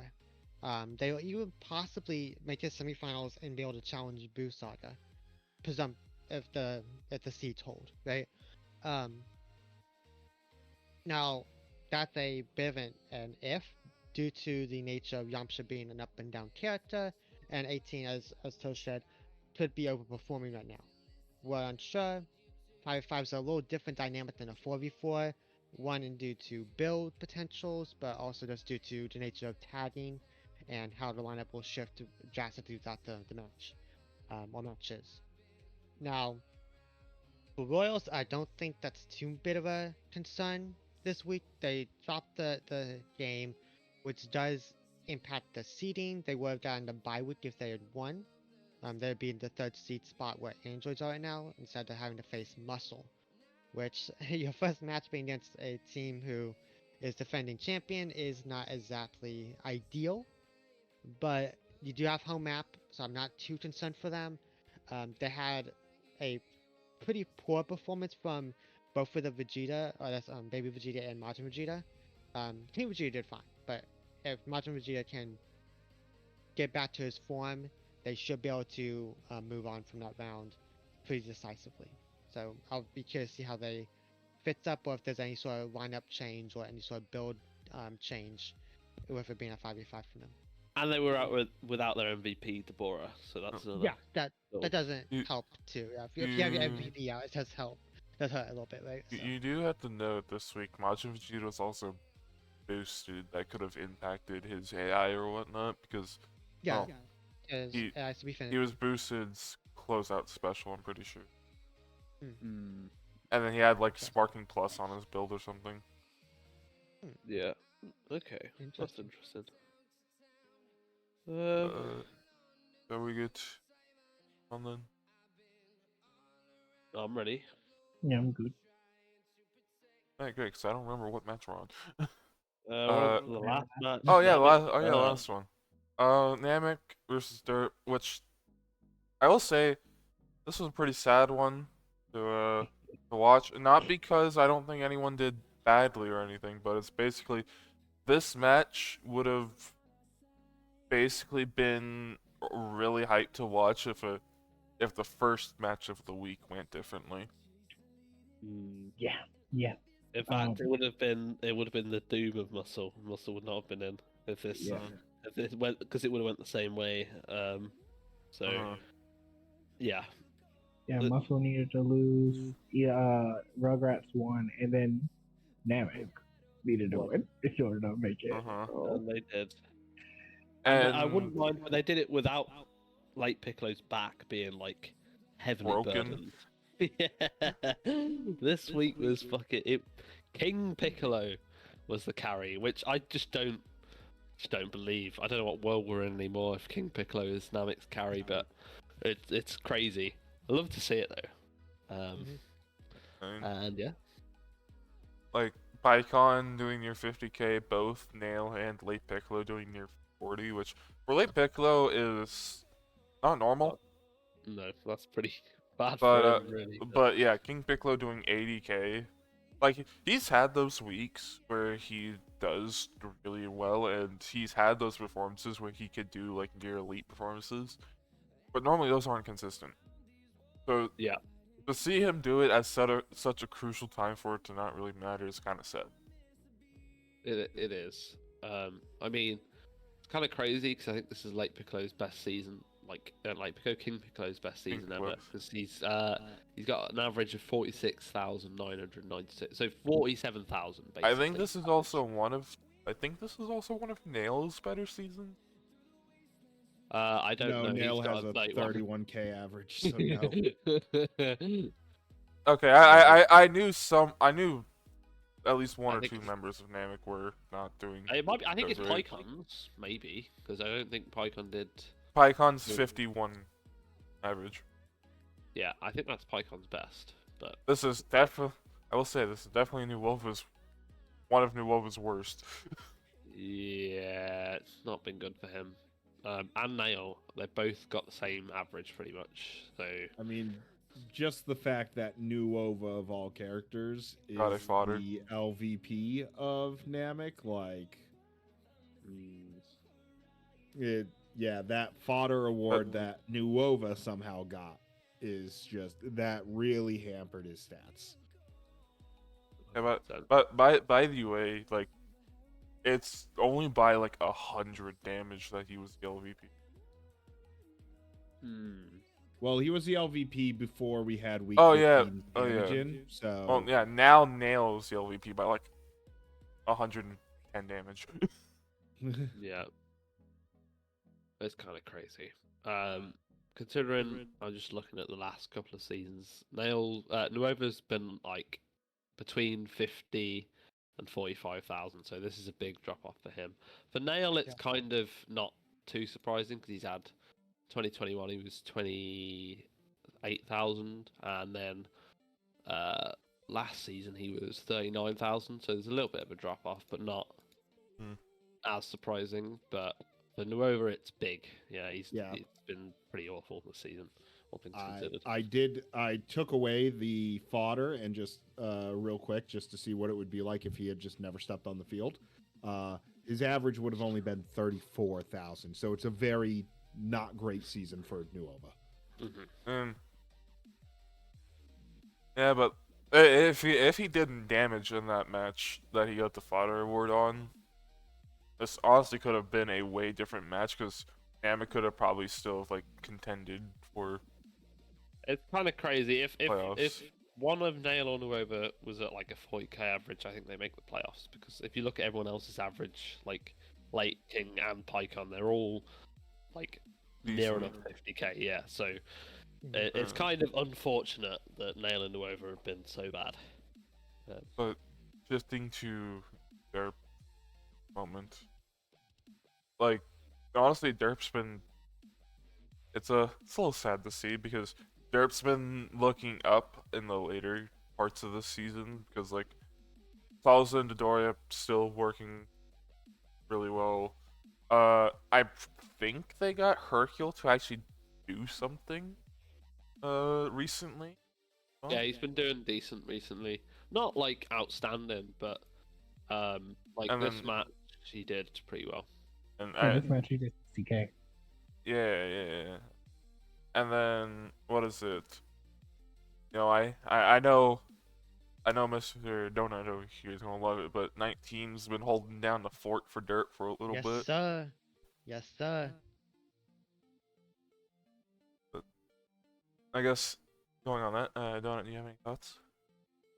19's the best. Moving on. But let's see.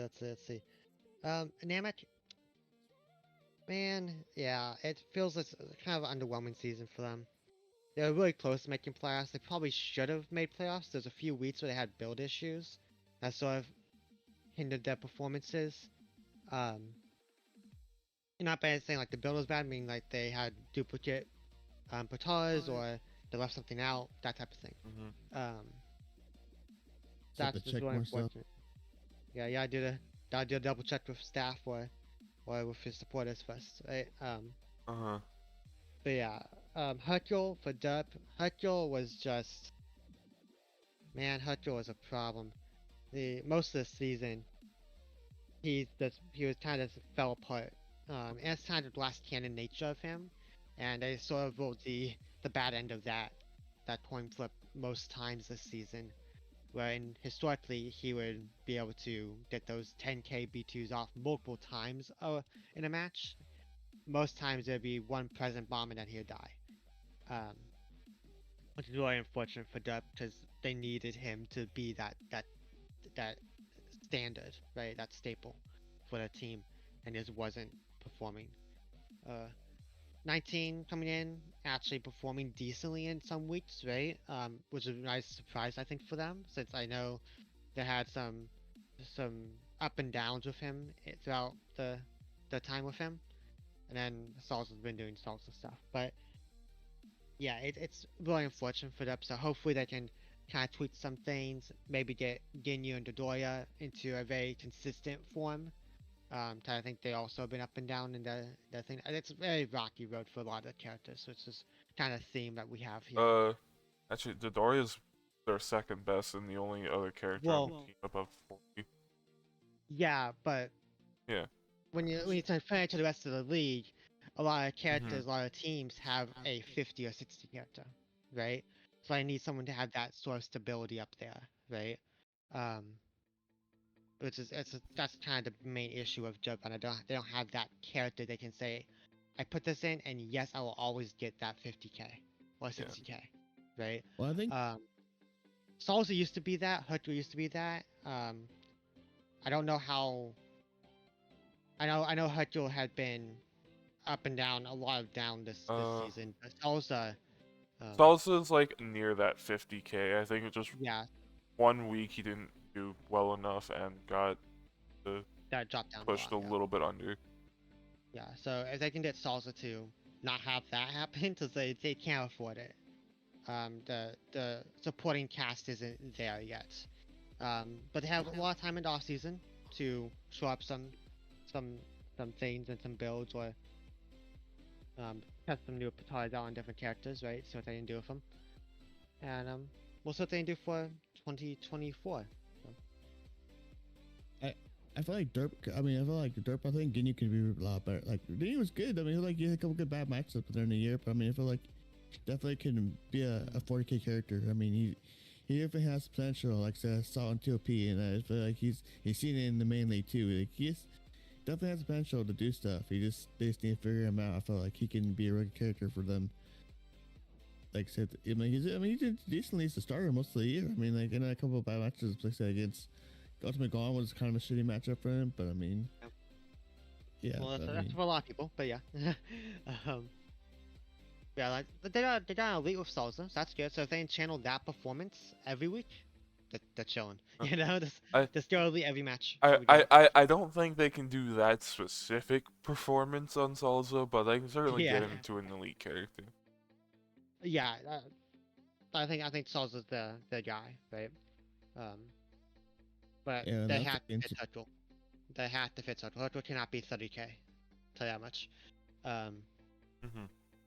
Also getting swim kind of back, so.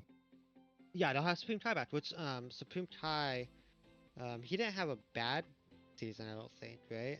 He did 36,000, so he's okay, right? And that He's they could serviceable.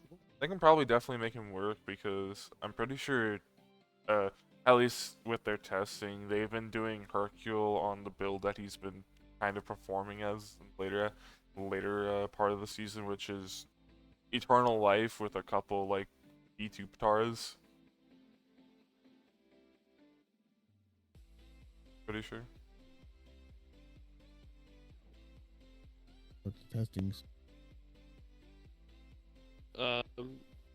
Yeah. Does anyone else have any thoughts on this match? Nope, no thoughts. Oh. Nah, just that it is like obviously like going into it, Namek was, probably hoping to win, but being the very last match and then the other two matches that like really determined what happened, it is a bit of a shame that they had to wait so long just to know if they were getting in. In a way, watching the stream, I kind of hoped Namek would lose, so they feel a bit better about it. So they were like, "Oh well, we lost anyway, so it didn't matter." But yeah. But then they ended up winning, so I was like, well, alright. Damn. But Unfortunate. yes, that shall get moving on. Mhm. Alright. Moving on to right before the LVP, we have the tier list, and something a little bit special about this one is we have both the week 14-15 one, of course, but we also have the season average, which is as our tier list maker Fiora said, the tier list for the season, the tiers are Devil May Cry stuff. So Yeah. To be honest, I have no idea what any of it means, but idea. So I've played one Devil May Cry game. Essentially, like as you are in combat with a bunch of demons and whatnot, you end up like raising up a combo meter, which goes through goes through a D all the way up to a triple S. And if you like beat a certain number of enemies and beat the level in a certain amount of time, you get a ranking for that as well. And so you end up going essentially through all of those. yeah. Oh, okay. And I guess since there were certain characters that were really good this season, he had to make a separate tier for that, which was just above smoking sexy. Aye. But yeah, what do y'all think about it? I mean, Gotenks is in the wrong area, but other than that, Remember, he doesn't. He does it differently. He does it by eyeball and everything. yeah, He that doesn't is go by- true. And I think he also like And he takes has a way to Gotenks' average and divides it by 2 like or something 1.5. like that. Something like that. 1.5, yeah, 'cause I think he comes Oh. in with 60 most of the time, or I don't know how he works it, but Yeah, I don't know either.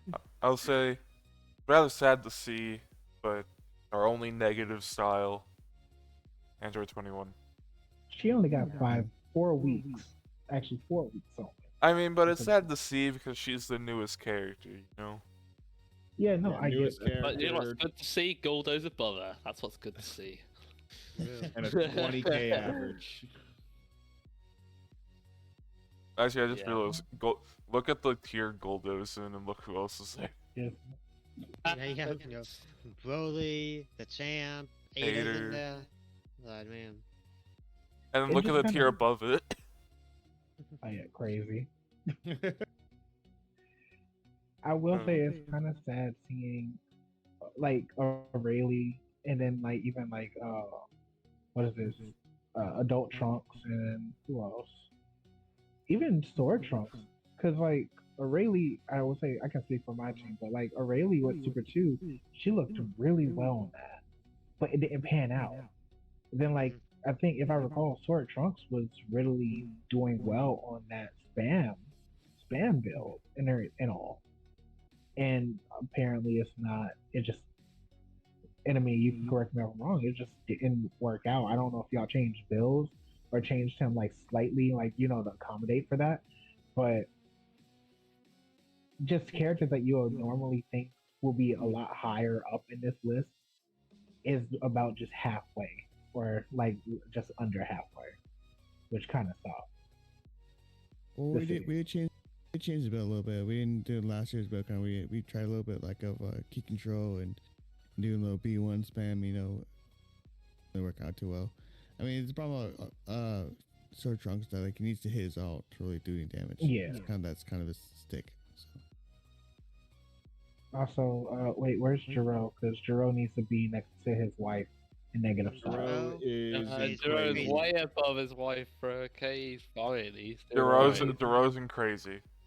He's not crazy. He has negative style. They need to stop that. Forever a Jiro hater because No, I don't like it. No. Jiro should be in that No, top no, tier. no. Yeah, look at that top tier and look at the one character that shouldn't be there most of the time. Ah, yes, cool. Ultimate fighting. No, not Cody. And it rhymes with You're you. wrong. Frieza.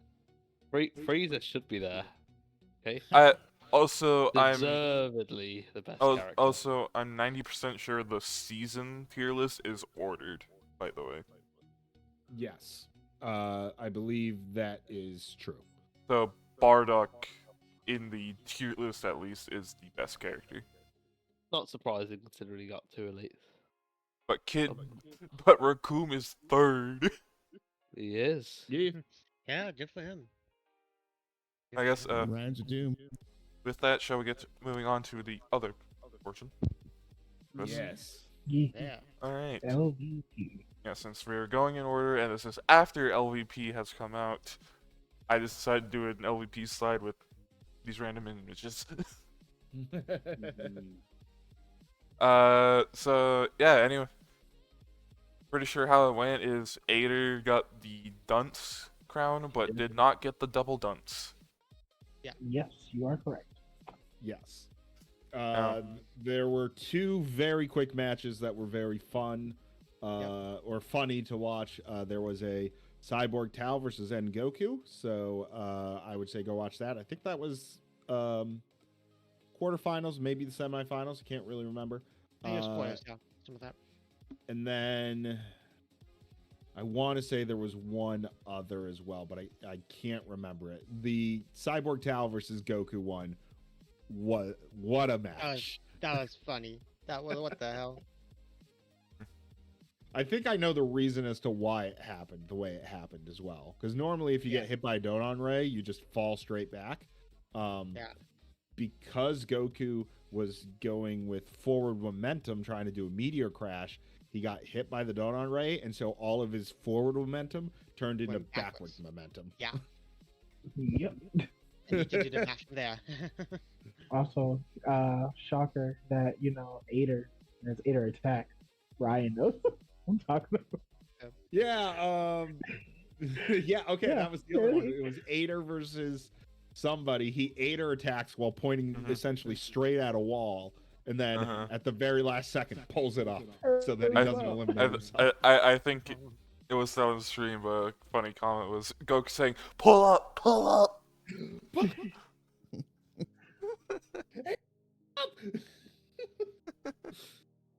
Yeah. Overall, just a fun little hour-long event that we just did last week. There are a lot of characters yesterday, so a lot of characters here that do not think should be here. Yeah. Evil Boo, Uova. And yeah, both ends. Both ends. Yeah, you're right. King It's Vegeta like, shouldn't be here. The champ probably Also, shouldn't be here. Scouter should do be here. love The King Jiro Vegeta putting shouldn't his be son- here. That's just not on, really. Alright. I do Stop love Goku. that King Vegeta put his son in his place and everything. No. I do want to just say one thing. Yeah, the only reason Evil Boo is here is because he's the least valuable character on a team full of 40, 50 Ks. Oh, well, that, and I think it's because FAs don't count. Because Vegeta is lower than him. If FAs counted, this would be different. So different. It was so different, yeah. That'd be Raditz would be here. Yeah, quite a bit. Oda would Android be in 21. Yeah. Yeah. Yeah, interesting. Holy hell, Broly's here again. Yeah, Broly. Poor guy. Yeah, well, I guess with that, shall we get moving on to predictions for playoffs? Yay. Alright. Here we have the slide I'm going to be using for playoff predictions. Alright, so first up, and I just want to do predictions for who's going to win it all and how many rounds it's going to go to, because first up we have RW and hybrids.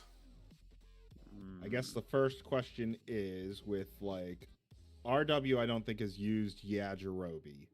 RW doesn't have no. Yajirobe. Sorry, does. RW. Okay, so the question would be, would RW bring in Aider, or I don't think they will. I think their lineup will be 18 Majub, Tien, Yamcha, Tapion, because they're all around a 40k average or higher. And then, sorry, who was the other one? Hybrids. So that's the question. Who comes in, Kid Gohan or Goldo? Yeah. That's a toughie. I don't looking at at least like the averages, like essentially hybrids kind of go 1 for 1 or like 3 for 3 against some of the other teams, but then they do fall off on 2 of the characters. I mean, if I were to go just based on stats, I would probably have to go Resurrected Warriors. Probably in 3, because 3 is just more entertaining. I guess I know. I'll do We've been struggling this year, so it's been hard for us to know. Like we're high top end, but we're low end as well for characters. So Yep. That's from Like, us. you have very high highs, but your lows are pretty low. Yeah. But I think I'm going to be in agreement with Ryan in the sense that I think RW takes it in 3 rounds, because I think at least one of the rounds, Teen and Gohan, with a little bit of future as well, will probably do, have their high sort of peak moment where they do a lot of damage and manage to eke out a win. But then I think, on the other hand, in the other 2 matches, I just don't think that they'll have enough damage to make up for either Kid and Goldo plus Trunks, whichever one of the Kid and Goldo's in. I think. Yeah. I'm gonna go with RW as well for the 3 round, but it's really hard for me because it's like I want hybrids to win because they've been kind of looking down in dumps this season. But it's like it's very hard since you either have to have Kid Gohan or Goldo, and Trunks isn't really performing, while RW, the only 2 that aren't really performing as well is Aider, who's probably on an FA bench, and Tapion, just because Tapion's most of the time doing his character's worth and then dying and then had some bad performances, while the rest of RW is either a near elite person sometimes or already have an elite on their name. Gotcha. Yeah. You watch Trunks do well, and we said bring out an apology for him again. I will sign that apology for him if he does. Yeah. For me, I'm gonna go RW as well. I think that's too much of a balanced attack, too many angles to plan for. Where we already talked about some of the pitfalls for hybrids. I'm gonna take RW in 2-0. Ooh, 2-0. The 2-0. The reason why I'm thinking in 3 for RW is I have the prediction, and obviously enemy you don't need to confirm, that for the first match they'll use Kid Gohan or Godo, whoever they decide to. They'll analyze that and then probably end up doing a switch for the other 2 matches, which would be a little like maybe something unexpected on hybrid or on RW side, which might catch them off guard in the second match. But then with like just the more consistency, RW gets the 3rd match. Yeah, I can see that. I definitely see it. I guess we could also say that that while I didn't put it up here just to make room, but I'm pretty sure whoever wins this is having to fight I believe Kaiju. it's This one is Kaiju. Yeah, It's Kaiju. Defense. Yeah. Yep. I but that's think the future. Worry about that That's later. future. But Oh, what about yeah. that? That's next week. I have to agree. I think it's RW, but I'd say 3 rounds. But it's not completely out of the realm of possibility that hybrids take it because of how Ultimate, even though Ultimate Gohan is at 46k average, I believe, and I believe what is it? Future is at a 44. Both of those aren't bad, but both we also seen how Ultimate Gohan has done in the past. So if he wakes up, kind of like how Bardock did, like in the middle of the season, that can completely change. And then with Future Gohan just doing great on what is it? You guys have on an attack build right now, and he's been doing pretty well on that. So I can see them taking it. Especially since what is it? RW tends to run a lot more defense, so they can kind of just probably blast through that potentially. But my vote right now goes RW. Still 3 rounds. Enemy.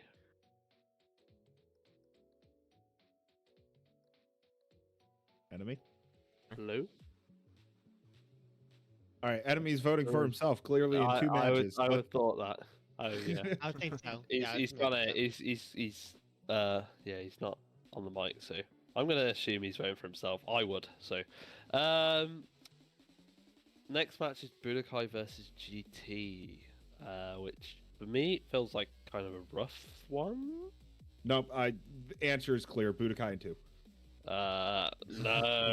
Yeah. You have the conspiracy to back this up, otherwise I don't believe it.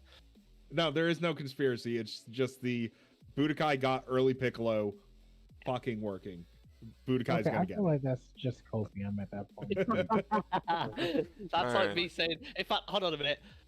GT got Jiro working, so actually my copium. No. GT did not get Jiro working because Jiro's still at an average of 28k. They Yeah, put him well, on. They got they him working. No, for a they week got him ago. working for 1 week against a bad Yeah. character.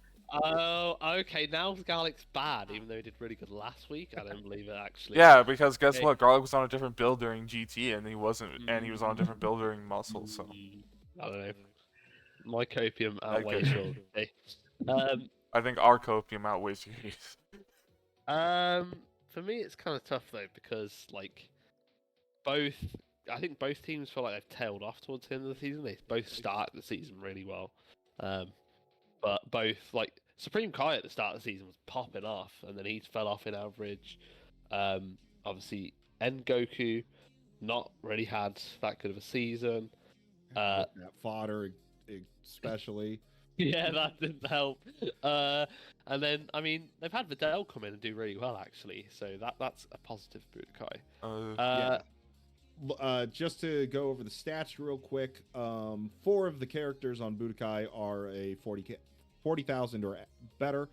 So really, it's between Goku and Supreme Kai as to who they would get rid of. Looking at just stats, Goku is about 4,000 points less than Supreme Kai. And then for GT, 2 of their characters are hitting 40, or well, really they're hitting like 60k. Baby Vegeta and GT Vegeta. But then Sin and Roshi are under 40k. Dr. Jiro's under 30k. They haven't even used Pan this season, so maybe they swap out Jiro for Pan, but that's Still bad, yeah. I'm almost like I'm 99.9% that they are not bringing out Pan because just like how much they absolutely hate her. That, and if again, and I'll say like repeat it from earlier, if they can use that Jiro build that actually did well that 1 week, it just requires they have to take EL off Baby. So if they can use that build, they might be okay. But I'm gonna place my bets on Budokai in a 3-1 because I feel like 2-1. 3-1. We're doing 4 matches. Yeah, 3-1. We're doing 4 matches. That's what I meant. I meant in 3 rounds. You know what I meant. Okay. No, 2-1. Because I just feel that they have more consistent characters. I feel like Roshi and Jiro. Roshi towards the end of the season and just Jiro in general hasn't been fantastic, and Budokai just have a more consistent base. Plus Fidel coming in and being pretty good as well. So I'm gonna go with Budokai. My vote is going to go to GT. Wow. They got Super Saiyan 4 both. Well, just both Vegetas, almost averaging. Well, Super Saiyan 4 is at 60k. Baby Vegeta's at 58. They tend to do their character in a half or more, which leaves less for what is it like Sin Shinron, Jiro, and Roshi. Who Roshi at least is at least at what is it? And Sin is at the 35k. Roshi's at 36. That's not terrible considering what the main two can do and more. I feel like they probably will tag. How many actually? Before I say that, what is it? GT has 19 tags and Budokai has 17. So kind of even out there to an extent. I still think that GT can take it overall. I'm gonna lean Budokai in a 2-0. I just think there's so many pitfalls for GT. Mainly the issue of Jiro, Roshi. Those two, I think it could be a downfall for them. And I think that while you have the Vegetas, you also have Adult Gohan on the other side.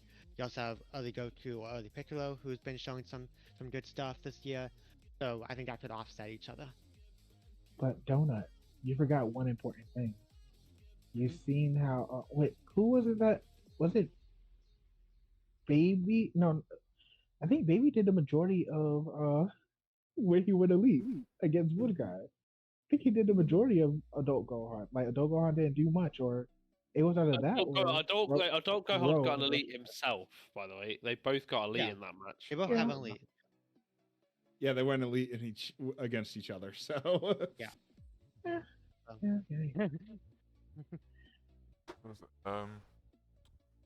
I'm going to have to go. I'm going to have to say Budokai. I would have to say a 2-0 here because I think GT, while they have the two Vegetas as like their core damage dealers, Sin doesn't do that much damage very fast, which is probably what you need to shut down parts of Budokai. And Jiro and Roshi are clearly the weak links, while Budokai, their weakest link is Goku. And if they can get and he might not even be in for all we know. They might put in Videl, who has been decent, but what is it? Like the two earlies and Adult Gohan, like them themselves can probably carry a match for Budokai, so I'd have to say 2-0. Sweet. Is that everyone's predictions? Yeah. that is.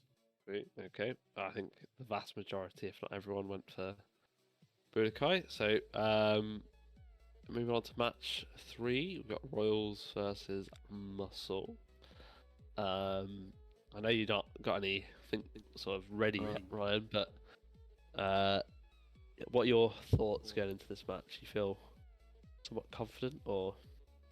Okay, well, for starters, this is going to be the Battle of the Champions. So the 2020 and 2022 champion versus the 2021 champion.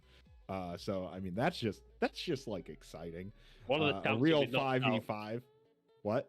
One of the champs is going to be knocked out straight away. So exactly. So you're like, all right, that's half of the champions knocked out immediately. Like Royals have I'm not gonna lie, they have a strong team. However, here's the thing. They don't know about the Muscle Tower conspiracy. So for those of you that don't know, back in 2020, Muscle had their home map as Muscle Tower. Who became the champions? Muscle. 2021, Royals outbid Muscle for Muscle Tower to have as their home map. And what ended up happening? Royals became the champions with Muscle Tower. 2022, Muscle ended up getting Muscle Tower again as their home map. And what ended up happening? Muscle became the champions. The consistency here is undeniable, folks. They are putting chemicals in that snow to make champions. So, Muscle is going to win this 2-0. They're going all the way to the bowl, and they're going to end up being the champions. That's Oh. nice and all. I'm gonna counterpoint that with saying I don't want to face Muscle, so thus I'm down to root for Royals to go 2-1. Alright, No, thoughts on that? shut up. No, we can have a season 10 rematch again. Okay, And I a mean, season 5 season 10 rematch. Season and a 10 season was 1 great. rematch. Let's go season 10. Season 10 was fantastic. Let's do that one. Not the other one. How about thoughts on this? Margin, Vegeta, and Deborah are gonna cook that conspiracy. What about those thoughts? No. Okay. No, here's how you cook the conspiracy: is Royals, since they were the higher seed, don't if it goes to 3 matches, don't they be on home map twice? They Yeah, will be well, on it's their a home home map map. twice, but So- the conspiracy is whoever had Muscle Tower as their home map, that is who wins. Yeah, but what if you win on Muscle Tower but don't win on the other one? Oh, that doesn't frickin' matter. I ended up getting eluded twice against Earth Defenders last season, and I still made it through. Muscle Tower conspiracy is real. No, it's not. Deborah and Margin, Vegeta will prove that. There's no way. Watch it end up being that whoever had ownership of Muscle Tower, doesn't matter if you have it currently, just whoever had ownership. At least. At any point, yeah, at any point in time. Yeah, Royals have Both had have ownership, so it's the Battle of Muscle Tower. I'm gonna vote for Royals, personally, not because I don't believe the conspiracy, although I don't, but it's more so because they've got Deborah working for a season. Now that's the biggest conspiracy of all. Well, hold on. Deborah- We saw what happened in week 15. Deborah started breaking. Like he did 20K. Uh-oh. He might not be working no more. Broke again. No. DeBoer didn't step up on the field in week 15. Week Yeah, 14, he started. No, he has a DNF on What? stats. On the Hold stat on. page, week 15. He wasn't Did I in week put his 15. stats in the wrong spot? He was You here week got- 14. Oh, week 14. That's the week I meant. Yeah. Sorry. Week 14, So, though. yeah, but because they've got Deborah working, Margin Vegeta is just scary as ever, and I don't know, their whole team's just really consistent. King Vegeta is one of the most underrated characters. He's scary as No. I agree with anything. that. Y'all are missing the big picture here. This is the Okay. champions match. You better have epic music blast because it's going to go down to the final punch, the final health bar.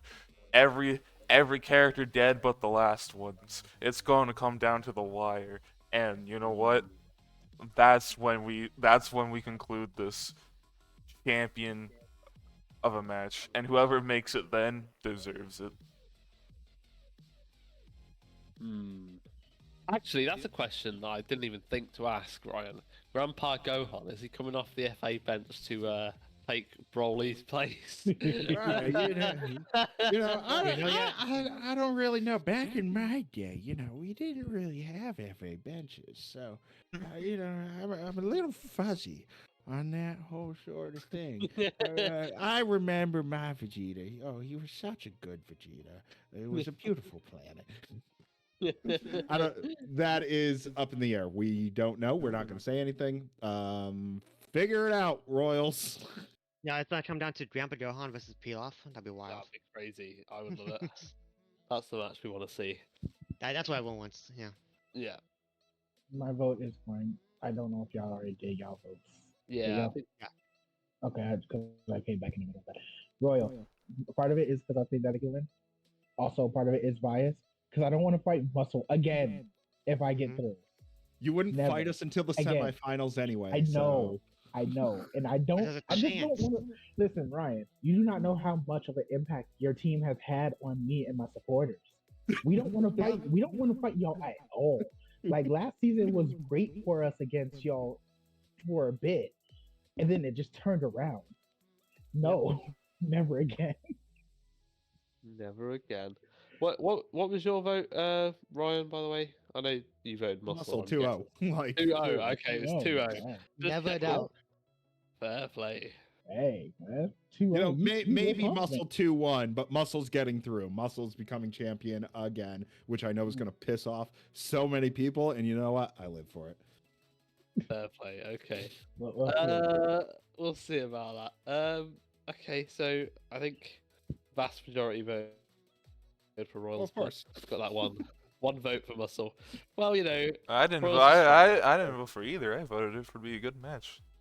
I'm stating Well, this one. Fuck That, you all. okay, Daphne, that's the coward. don't thing. sit on the fence, you coward. Get off that fence. Get off. What do you mean Exactly. sitting on the fence? I'm sitting over here with my test. Y'all can do playoff stuff without me, okay? Okay, fine. That's how it's gotta be. That's the way it's gotta be. That's fine. Fence. And plus, anyway, I have to save my real voting for this next one. We all know that. Oh, okay. Okay. Okay. Fine. Well, let's get into it then. The final match of playoffs. Versus friends. Yeah. Friends battle versus of friends. friendship. Coaches versus coaches.